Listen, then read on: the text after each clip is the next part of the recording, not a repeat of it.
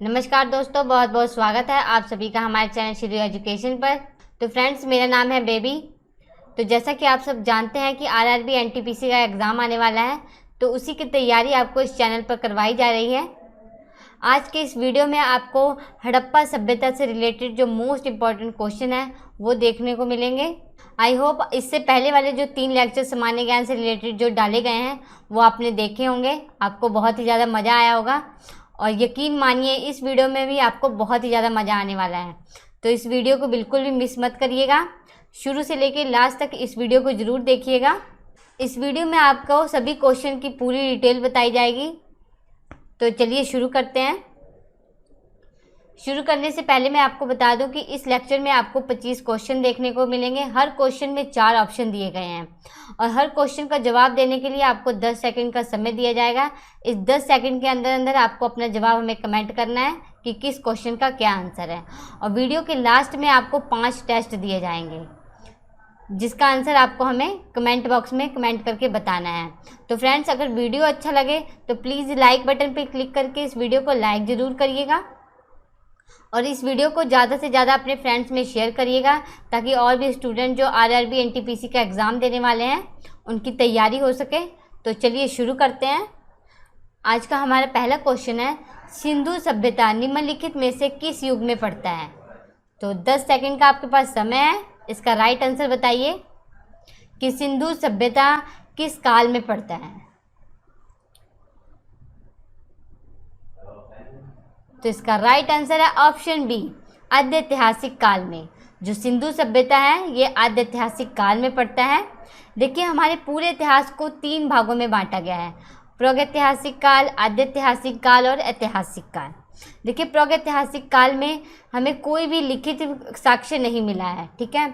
इस यहाँ पे जो पुरातात्विक साक्ष्य मिला है उसी के आधार पर यह अनुमान लगाया गया है कि उस समय मानव का जीवन कैसा था, मानव क्या खाता था, क्या करता था।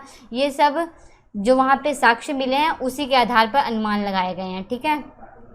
और देखिए, जो प्रागैतिहासिक काल है इसे 3 भागों में बांटा गया है, पूरा पाषाण काल, मध्य पाषाण काल और नवपाषाण काल। अब यहाँ से भी 2-3 क्वेश्चन निकल के आते हैं, मैं आपको बता देती हूँ। तो देखिए, अगर पूछा जाए कि आग का आविष्कार किस काल में किया गया था, तो आग का आविष्कार पूरा पाषाण काल में किया गया था, ठीक है।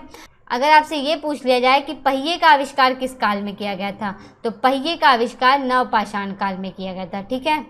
अगर यहाँ से एक और क्वेश्चन निकल के आता है कि अगर आपसे ये पूछा जाए कि मानव के द्वारा उगाई जाने वाली पहली फसल कौन सी थी, तो मानव के द्वारा उगाई जाने वाली पहली फसल गेहूँ थी और दूसरी फसल जौ थी, ठीक है। तो आपको पता लग गया क्या है प्रागैतिहासिक काल। इस काल में कोई भी लिखित विवरण नहीं मिला है, सिर्फ वहाँ पे जो पुरातात्विक साक्ष्य मिले हैं उसी के आधार पर अनुमान लगाया गया है, ठीक है। उसके बाद आ जाता है आपका आद्य ऐतिहासिक काल। देखिए, इस काल में लिखित विवरण तो मिले हैं पर उन्होंने क्या लिखा है ये अभी तक कोई भी विद्वान समझ नहीं पाया है, ठीक है। और पुरातात्विक साक्ष्य भी यहाँ से मिले हैं। तो जो हमारा सिंधु सभ्यता है ना, ये आद्य ऐतिहासिक काल में ही आता है और जो वैदिक सभ्यता है ये भी आद्य ऐतिहासिक काल में आती है, क्योंकि लिखित विवरण तो मिले हैं पर यहाँ पे इन्होंने क्या लिखा है ये अभी तक कोई विद्वान समझ नहीं पाया, ठीक है। उसके बाद आपका आ जाता है ऐतिहासिक काल। देखिए, इस काल में लिखित विवरण भी मिले हैं और पुरातात्विक साक्ष्य भी मिले हैं और जो लिखित विवरण मिले हैं उन्हें पढ़ा भी जा सका है, ठीक है। तो जैसे कि जो महाजनपदों के बाद का काल है ये सब आपका ऐतिहासिक काल में आता है। तो इतनी इंपॉर्टेंट बातें हो गई इस क्वेश्चन के बारे में। उसके बाद हम पढ़ रहे हैं सिंधु सभ्यता। तो इसके रिलेटेड भी 2-3 क्वेश्चन हैं जो मैंने इसमें ऐड नहीं किए हैं, मैं आपको बता रही हूँ। देखिए, पहला क्वेश्चन तो यही पूछ लिया जाता है कि हड़प्पा सभ्यता का समय काल क्या था। तो हड़प्पा सभ्यता का समय काल 2350 ईसा पूर्व से 1750 ईसा पूर्व था, ठीक है। और देखिए, हड़प्पा सभ्यता को कांसा युगीन सभ्यता भी कहा जाता है। अगर ये पूछा जाए कि हड़प्पा सभ्यता को और किस नाम से जाना जाता है, तो हड़प्पा सभ्यता को कांसा युगीन सभ्यता के नाम से भी जाना जाता है और सिंधु घाटी सभ्यता के नाम से भी जाना जाता है। अच्छा, इसे हड़प्पा सभ्यता क्यों कहा जाता है? क्योंकि देखिए, इस सभ्यता का जो खोजा गया पहला स्थल था ना, वो हड़प्पा था, इसलिए इस सभ्यता को हड़प्पा सभ्यता भी कहा जाता है। वैसे तो इसे सिंधु घाटी की सभ्यता ही कहा जाता था, ठीक है। तो इतनी इंपॉर्टेंट बातें थी इस क्वेश्चन के बारे में। अगला क्वेश्चन है एक जूते हुए खेत की खोज कहाँ की गई है? 10 सेकंड का आपके पास समय। इसका राइट आंसर बताइए कि जूते हुए खेत की खोज के साक्ष्य किस जगह से प्राप्त हुए हैं? तो इसका राइट आंसर है ऑप्शन बी, कालीबंगा में। एक जूते हुए खेत की खोज जो है वो कालीबंगा में प्राप्त हुए हैं। ठीक है, उसके बाद यहाँ से भी क्वेश्चन निकल के आता है कि कालीबंगा की खोज कब हुई थी और किसने की थी, और ये जो कालीबंगा स्थान है ये कहाँ पे है? तो देखिए, जो कालीबंगा स्थान है ये कहाँ पे है, अगर ये पूछा जाए तो कालीबंगा राजस्थान के हनुमानगढ़ जिले में गग्गर नदी के किनारे बसा हुआ है। ठीक है, कालीबंगा कहाँ है? राजस्थान में हनुमानगढ़ जिले में गग्गर नदी के किनारे स्थित है। और इसकी खोज कब की गई थी ये पूछा जाए तो इसकी खोज 1952 ईस्वी में की गई थी। किसने की थी? तो अमलानंद घोष ने की थी। कालीबंगा की खोज किसने की थी? अमलानंद घोष ने की थी।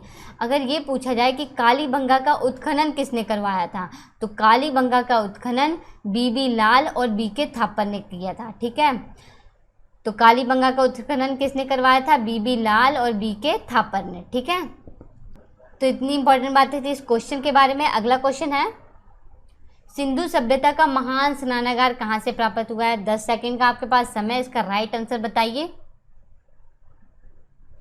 कि सिंधु सभ्यता का जो विशाल स्नानागार है ये कहाँ से प्राप्त हुआ है? तो इसका राइट आंसर है ऑप्शन ए, मोहनजोदड़ो से। हड़प्पा सभ्यता का जो विशाल स्नानागार है ये मोहनजोदड़ो से प्राप्त हुआ है। अब यहाँ से भी क्वेश्चन निकल के आता है कि मोहनजोदड़ो कहाँ पे है, इसकी खोज कब की गई थी, किसने की थी? तो देखिए, मोहनजोदड़ो की खोज 1922 ईस्वी में की गई थी। कब की गई थी? तो 1922 ईस्वी में की गई थी। किसके द्वारा की गई थी? तो राखल दास बनर्जी के द्वारा इसकी खोज की गई थी। किसके द्वारा की गई थी? राखल दास बनर्जी के द्वारा। और ये मोहनजोदड़ो जो स्थल है ये कहाँ पे है ये पूछा जाए तो मोहनजोदड़ो जो स्थल है ये पाकिस्तान में पंजाब प्रांत में लरकाना ज़िला है, वहाँ पे ये स्थित है सिंधु नदी के तट पर। ठीक है, पाकिस्तान में पंजाब प्रांत के लरकाना ज़िला में सिंधु नदी के तट पर मोहनजोदड़ो ये स्थल स्थित है। ठीक है, अगर ये पूछा जाए कि मोहनजोदड़ो का उत्खनन किसके निर्देशन में करवाया गया था, तो मोहनजोदड़ो और हड़प्पा स्थल का जो उत्खनन है ये सर जॉन मार्शल के निर्देशन में करवाया गया था। ठीक है, तो इतनी इंपॉर्टेंट बातें थी इस क्वेश्चन के बारे में। अगला क्वेश्चन है, निम्नलिखित पशुओं में से किस एक का हड़प्पा संस्कृति में पाई मोहरों और टेराकोटा कलाकृतियों में अंकन नहीं हुआ था? 10 सेकंड का आपके पास समय। इसका राइट आंसर बताइए।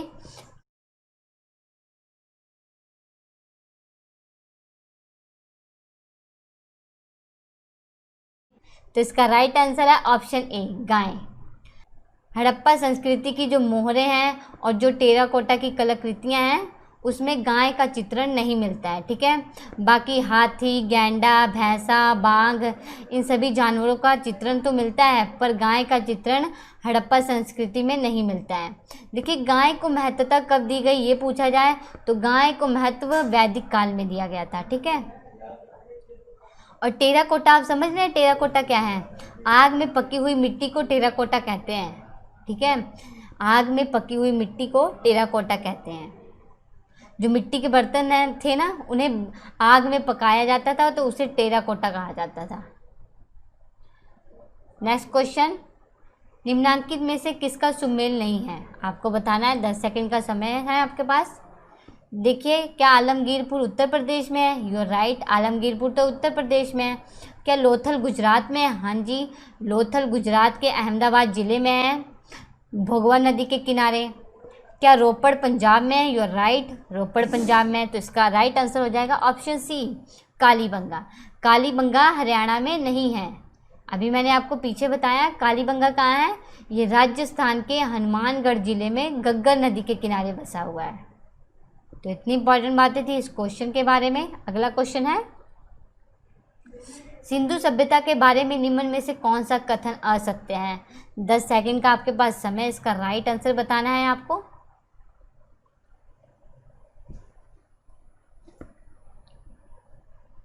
तो इसका राइट आंसर है ऑप्शन डी, जो सिंधु सभ्यता के लोग थे ना ये लोहे से परिचित नहीं थे। देखिए, जो सिंधु सभ्यता के लोग थे वहाँ पे नगरों में नालियों की सुदृढ़ व्यवस्था भी थी। ये तो राइट आंसर हो गया। व्यापार और वाणिज्य उन्नत दशा में था, ये भी राइट आंसर हो गया। देखिए इस काल में जो आंतरिक और बाहरी दोनों व्यापार जो था ना वो उन्नत दशा में था। इसके साक्ष्य प्राप्त हुए हैं सिंधु सभ्यता से। और मातृ देवी की उपासना की जाती थी, इसके भी बहुत सारे साक्ष्य प्राप्त हुए हैं। पर जो सिंधु सभ्यता के लोग थे ये लोहे से परिचित नहीं थे, क्योंकि वहाँ पे लोहे के बिल्कुल भी साक्ष्य नहीं मिले हैं।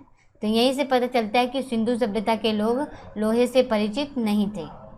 नेक्स्ट क्वेश्चन, निम्नलिखित में से कौन सा सही सुमेलित नहीं है? 10 सेकंड का आपके पास समय है, आपको बताना है। क्या मांडा जम्मू कश्मीर में है? क्या दैमाबाद महाराष्ट्र में है?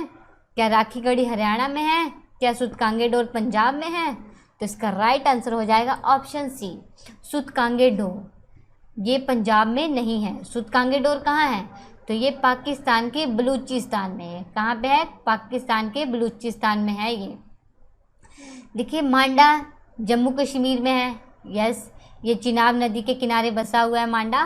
और दैमाबाद ये महाराष्ट्र में है, महाराष्ट्र के अहमदनगर ज़िले में ये स्थित है दैमाबाद। और राखीगढ़ी हरियाणा के हिसार ज़िले में स्थित है। लेकिन सूतकांगेडोर जो है ये पंजाब में नहीं है, ये पाकिस्तान के बलूचिस्तान में है।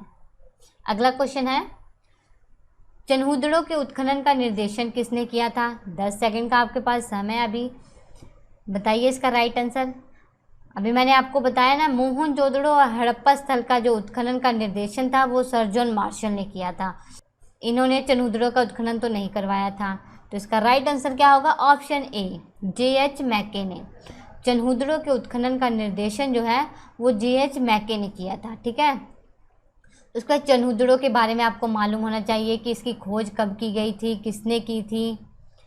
तो देखिए चनहूदड़ों की खोज जो है वो 1931 ईस्वी में हुई थी। किसने की थी? N.G. मजूमदार ने की थी। N.G. मजूमदार ने इसकी खोज की थी। और ये चनहूदड़ों स्थल कहाँ पे है? तो ये पाकिस्तान के सिंध प्रांत में सिंधु नदी के तट पर स्थित है चनहूदड़ों। ठीक है, कहाँ पे है? पाकिस्तान के सिंध प्रांत में सिंधु नदी के तट पर स्थित है। देखिए चनहूदड़ों से हमें किन किन चीज़ों के साक्ष्य मिले हैं जो इम्पोर्टेंट है वो मैं आपको बता देती हूँ। देखिए चनहूदड़ों से एक तो मनके बनाने के कारखाने के साक्ष्य मिले हैं। ठीक है, और दूसरा चनहूदड़ों से हमें बिल्ली का पीछा करते हुए कुत्तों के पैरों के निशान भी प्राप्त हुए हैं। ठीक है, अगर ये क्वेश्चन आ जाए कि बिल्ली का पीछा करते हुए कुत्तों के पैरों के निशान किस स्थान से मिले हैं, तो चनहूदड़ों से मिले हैं। आगे ये क्वेश्चन शायद आएगा भी, तो आप इसका जवाब फटाफट दे देंगे। तो आई होप आप सब कमेंट कर रहे होंगे। अगला क्वेश्चन देखते हैं, सिंधु घाटी सभ्यता का कौन सा स्थान अब पाकिस्तान में है? 10 सेकंड का आपके पास समय है। प्लीज़ आंसर को जल्दी से कमेंट करिए। इससे क्या होगा कि आपकी प्रैक्टिस होती रहेगी, आपको पता लग जाएगा कि आपको इसमें से कितने क्वेश्चन आते हैं। तो इसका राइट आंसर है हड़प्पा। सिंधु घाटी सभ्यता का जो हड़प्पा स्थान है ना, ये अब पाकिस्तान में है। बाकी देखिए जो कालीबंगा है ये तो भारत में है, राजस्थान के हनुमानगढ़ ज़िले में स्थित है, ये गग्गर नदी के किनारे। लोथल ये गुजरात में है, अहमदाबाद ज़िले में भोगवा नदी के किनारे स्थित है। धोलावीरा ये कहाँ है? तो ये गुजरात के कच्छ में है। धोलावीरा कहाँ है? ये गुजरात के कच्छ ज़िले में स्थित है। अगर आपसे ये पूछा जाए कि हड़प्पा स्थल की खोज किसने की थी, कब की थी और ये कहाँ पे है ये स्थल, तो देखिए हड़प्पा स्थल की खोज 1921 ईस्वी में हुई थी। किसने की थी? दयाराम साहनी ने की थी। और ये हड़प्पा स्थल कहाँ पे है? तो ये पाकिस्तान में रावी नदी के तट पे स्थित है। पाकिस्तान के रावी नदी के तट पे स्थित है हड़प्पा स्थल। और देखिए अगर आपसे ये पूछा जाए सिंधु घाटी सभ्यता में खोजा गया पहला स्थल कौन सा था, तो वो हड़प्पा ही था। हड़प्पा स्थल सिंधु घाटी सभ्यता का खोजा गया पहला स्थल था, इसलिए तो सिंधु घाटी सभ्यता को हड़प्पा की सभ्यता भी कहा जाता है। ठीक है, तो इतनी इंपॉर्टेंट बातें थी इस क्वेश्चन के बारे में। अगला क्वेश्चन, निम्नलिखित में से कौन सा एक हड़प्पा का बंदरगाह है? 10 सेकंड का आपके पास समय है। अगर ये क्वेश्चन आ जाए निम्नलिखित में से कौन सा एक हड़प्पा का गोदीवाड़ा है, तो क्या आएगा? Answer C, Lothal. ठीक है, गोदीवाड़ा आ जाए या बंदरगाह आ जाए, गोदीवाड़ा को ही बंदरगाह कहते हैं। ठीक है, तो जो लोथल स्थल है ये हड़प्पा का बंदरगाह है। यहाँ पे साक्ष्य मिले हैं कि यहाँ पे आंतरिक और बाहरी दोनों व्यापार होता था, इंटरनेशनल व्यापार होता था लोथल में। और लोथल से भी बहुत से क्वेश्चन निकल के आते हैं कि लोथल की खोज कब हुई थी, किसने की थी, कहाँ पे है लोथल। अब ये तो पता लग गया होगा कि आपको लोथल कहाँ पे है। तो लोथल जो है ये गुजरात के अहमदाबाद ज़िले में भोगवा नदी के किनारे स्थित है, ठीक है। और लोथल की खोज कब की गई थी ये पूछा जाए तो लोथल की खोज 1954 ईस्वी में हुई थी। किसने की थी ये भी पूछा जाता है, तो रंगनाथ राव ने की थी। लोथल की खोज किसने की थी? रंगनाथ राव ने की थी। और लोथल से किन किन चीज़ों के साक्ष्य मिले हैं वो भी मैं आपको बता देती हूँ, क्योंकि कई बार क्वेश्चन में घुमा फिरा के पूछ लिया जाता है।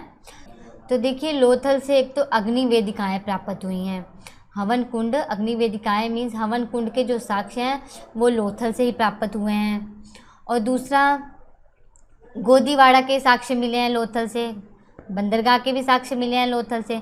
दूसरा, यहाँ पे चावल की भूसी के भी साक्ष्य मिले हैं, ठीक है। तो इतनी इंपॉर्टेंट बातें थी इस क्वेश्चन के बारे में। अगला क्वेश्चन है, सिंधु घाटी के लोग किसकी पूजा करते थे? 10 सेकंड का आपके पास समय है, इसका राइट आंसर बताइए।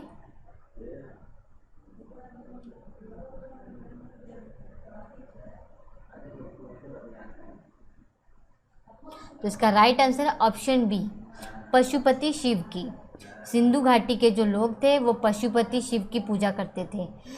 देखिए, एक क्वेश्चन यहाँ से निकल के आता है कि पशुपति शिव की जो मूर्ति है ये किस स्थान से प्राप्त हुई है? तो पशुपति शिव की मूर्ति मोहनजोदड़ो से प्राप्त हुई है। कहाँ से प्राप्त हुई है? मोहनजोदड़ो से। और मोहनजोदड़ो की खोज किसने की थी, कब की थी, ये तो मैंने आपको बता दिया।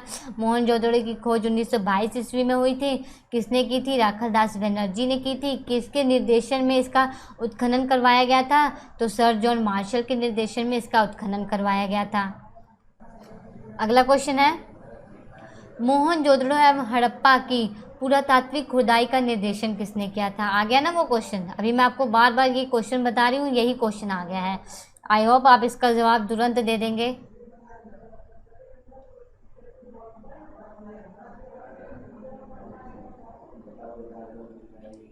तो इसका राइट आंसर है option C, sir John Marshall. अगला क्वेश्चन है, निम्नलिखित में से कौन सुमेलित नहीं है? 10 सेकंड का आपके पास समय, इसका राइट आंसर बताइए। क्या चनहुदड़ो की खोज वी.के. थापड़ ने की थी? क्या सूतकांगेडोर की खोज आर.एल. स्टाइन ने की थी? क्या सूतकोटरा की खोज जे.पी. जोशी ने की थी? क्या धोलावीरा की खोज आर.एस. बिष्ट ने की थी? तो इसका राइट आंसर है ऑप्शन ए, चनहुदड़ो। ये सही सुमेलित नहीं है। अभी मैंने आपको बताया ना, चनहुदड़ो की खोज एन.जी. मजूमदार ने की थी। एन.जी. मजूमदार ने की थी चनहुदड़ो की खोज।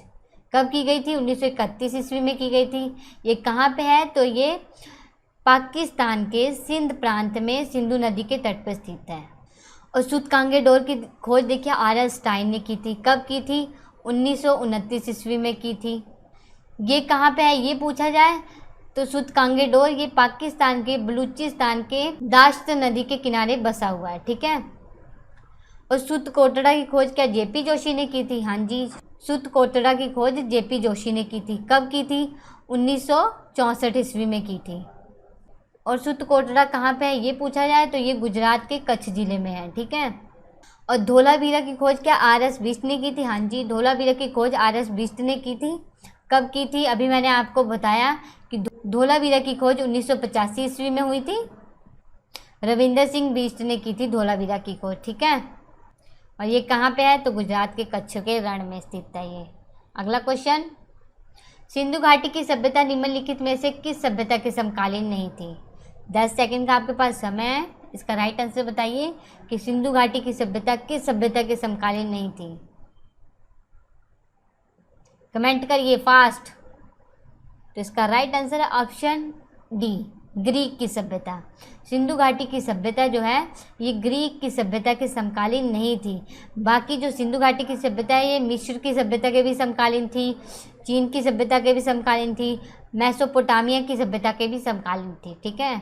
मोस्ट इम्पॉर्टेंट मेसोपोटामिया की सभ्यता, ये पूछा जा सकता है एग्जाम में। अगला क्वेश्चन, हड़प्पा वासी किस वस्तु के उत्पादन में सर्वप्रथम थे? तो इसका 10 सेकंड का समय है, राइट आंसर बताइए, कमेंट करिए जल्दी से जल्दी।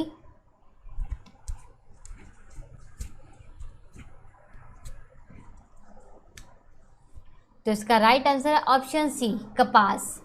जो हड़प्पा वासी थे ना, ये कपास के उत्पादन में सर्वप्रथम थे। देखिए, हड़प्पा सभ्यता के जो लोग थे ना, इनके द्वारा जो उगाई जाने वाली पहली फसल थी ना, वो कपास थी। ठीक है, अगर आपसे ये पूछा जाए कि हड़प्पा सभ्यता की मुख्य फसल कौन सी थी, देखिए मुख्य फसल तो गेहूं और जौ ही थी, लेकिन उगाई जाने वाली पहली फसल कपास थी हड़प्पा सभ्यता के लोगों की। ठीक है, इतनी इंपॉर्टेंट बातें थी इस क्वेश्चन के बारे में। अगला क्वेश्चन है, मोहनजोदड़ो का स्थानीय नाम क्या है? अभी आपको बताया है, 10 सेकंड का समय दिया गया है। इसका राइट आंसर कमेंट करिए। आपको आता ही होगा, सबको आता होगा ये क्वेश्चन, स्टार्टिंग में ही बता दिया गया है इसका आंसर आपको। तो इसका राइट आंसर है ऑप्शन डी, मृतकों का टीला। मोहनजोदड़ो को मृतकों का टीला नाम से भी जाना जाता है।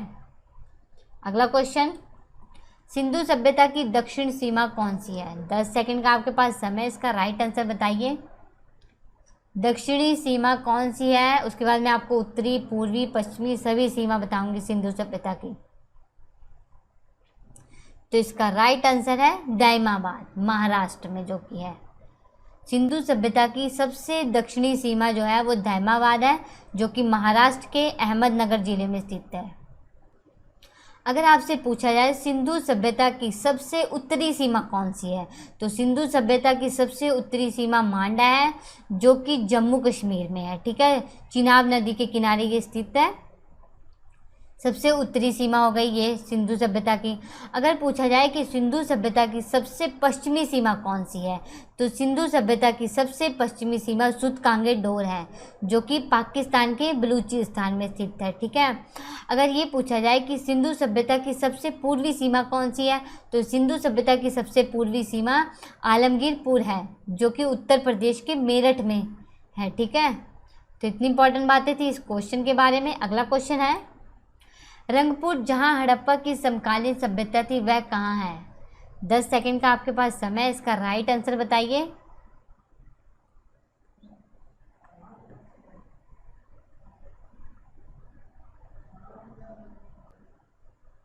तो इसका राइट आंसर है ऑप्शन बी, सौराष्ट्र में।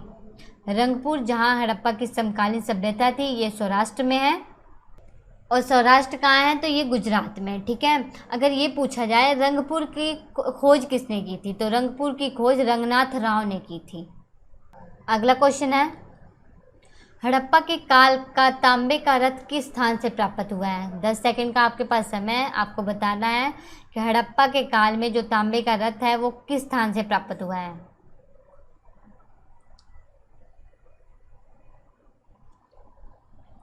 तो इसका राइट आंसर है दायमाबाद। हड़प्पा के काल का जो तांबे का रथ है वो दायमाबाद से प्राप्त हुआ है। दायमाबाद कहाँ है? अभी आपको बताया कि ये महाराष्ट्र के अहमदनगर जिले में है। ठीक है, अगला क्वेश्चन है, किस सिंधुकालीन स्थल से एक ईंट पर बिल्ली का पीछा करते हुए कुत्तों के पंजों के निशान मिले हैं? ये भी क्वेश्चन आपको आता होगा। 10 सेकंड का आपके पास समय, इसका राइट आंसर बताइए।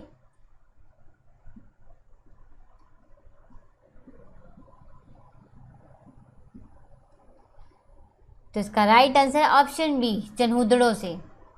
चनहुदड़ों से बिल्ली का पीछा करते हुए कुत्तों के पंजों के निशान प्राप्त हुए हैं। ठीक है, वहाँ पे साक्ष्य मिले हैं ऐसे। और चनहुदड़ों से और किन चीज़ों के साक्ष्य मिले हैं? तो मनके बनाने के कारखानों के भी साक्ष्य चनहुदड़ों से मिले हैं। अगला क्वेश्चन है, हड़प्पा कालीन स्थलों में अभी तक किस धातु की प्राप्ति नहीं हुई है? 10 सेकंड का आपके पास समय है, इसका राइट आंसर कमेंट करिए फास्ट। देखिए, ऑप्शन ए, तांबा की प्राप्ति तो हुई है हड़प्पा सभ्यता में, स्वर्ण की भी प्राप्ति हुई है, चांदी की भी प्राप्ति हुई है। तो इसका राइट आंसर क्या होगा? ऑप्शन सी, लोहे की प्राप्ति नहीं हुई है। लोहा जो धातु है इसकी प्राप्ति हड़प्पा कालीन सभ्यता में नहीं हुई है अभी कहीं भी।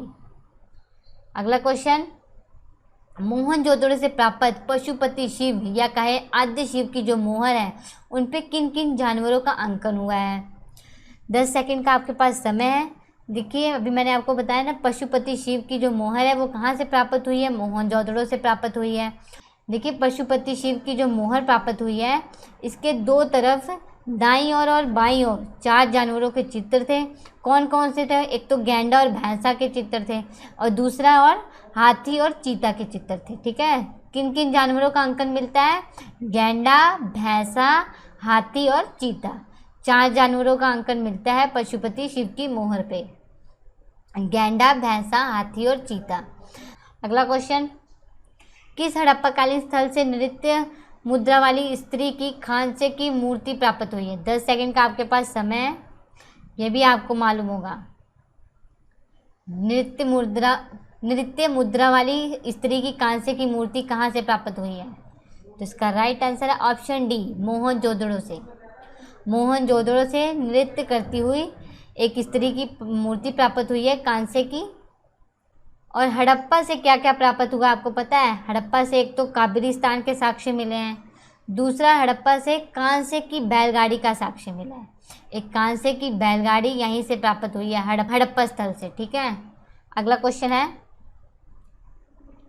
सिंधु घाटी सभ्यता में सबसे महत्वपूर्ण पशु कौन था? 10 सेकंड का आपके पास समय है, आपको बताना है कि सिंधु घाटी सभ्यता में जो सबसे महत्वपूर्ण पशु था वो कौन सा था। इसका राइट आंसर है ऑप्शन ए, एक सींग वाला गैंडा। सिंधु घाटी सभ्यता में जो सबसे महत्वपूर्ण पशु था ना, वो एक सींग वाला गैंडा था। इसकी मोहर भी यहाँ पे मिली थी। एक सींग वाले गैंडे की मोहर भी सिंधु घाटी सभ्यता से प्राप्त हुई है। और दूसरा था कुबड़ वाला सांड। कुबड़ वाले सांड की भी मोहर सिंधु घाटी सभ्यता से प्राप्त हुई है, ठीक है। अगला क्वेश्चन है, भारत में सबसे अधिक संख्या में हड़प्पा युगीन स्थलों की खोज किस प्रांत में हुई है? आपको बताना है कि किस राज्य से सबसे ज़्यादा हड़प्पा युगीन स्थलों की खोज की गई है।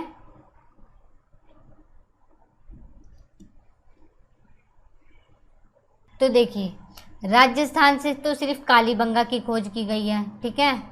और गुजरात से, देखिए गुजरात से एक तो लोथल की खोज की गई है, जो इम्पोर्टेंट है वो मैं आपको बता रही हूँ। और दूसरा रंगपुर की खोज की गई है और तीसरा धोलावीरा की खोज की गई है। तो 3 स्थलों की खोज तो गुजरात से की गई है। पंजाब से देखिए रोपड़ की खोज की गई है। और हरियाणा और यूपी से किस चीज़ की खोज की गई है?